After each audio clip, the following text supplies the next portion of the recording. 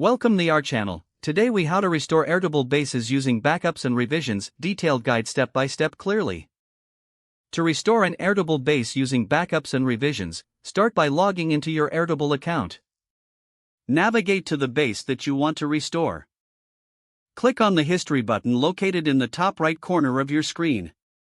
In the History panel, you will see a list of previous revisions and backups. Browse through the list to find the version you want to restore. You can preview the changes made in each revision to help with your selection.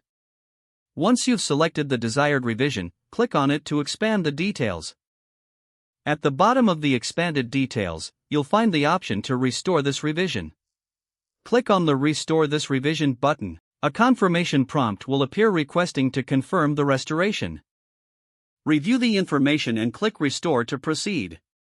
After the restoration is complete, check the base to ensure everything is in order. If your base has been significantly altered since the chosen backup, consider making additional notes. You can also create a new backup of the restored base for future reference. To create a new backup, click on the Download a Backup option from the base settings. Save the backup file in a secure location. This method of restoring revisions keeps your data safe and your workflows intact.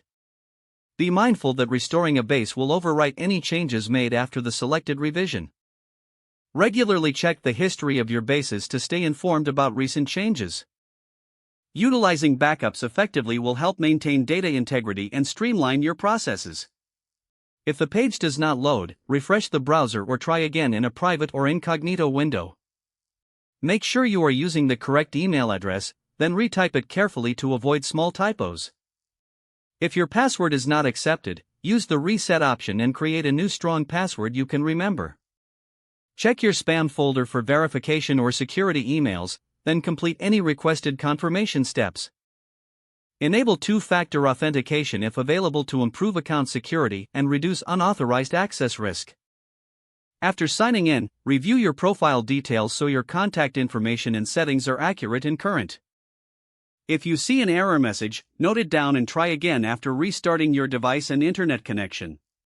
Log out when you finish, especially on shared devices, to keep your account and payment information secure. If the page does not load, refresh the browser. Don't forget to like this video and subscribe to our channel for more step-by-step tech guides.